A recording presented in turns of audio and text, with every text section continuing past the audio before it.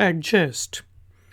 Adjust के meaning होते हैं आरास्ता करना, या कहीं पे जिस तरह आप एडजस्ट होते हैं, किसी कंपनी में जाते हैं और वहाँ पे आप अच्छा काम करने लग जाते हैं, उसके माहौल को समझ लेते हैं, तो उसको भी एडजस्ट करना कहेंगे। यहाँ पे हमारे पास एग्जाम्पल सेंटेंसेस हैं। Adjust your car seat according to your height. अपनी गाड़ी की सीट को अपने कद के मुताबिक एडजस्ट कर लें, आरास्ता कर लें। It takes time for your eyes to adjust to the darkness.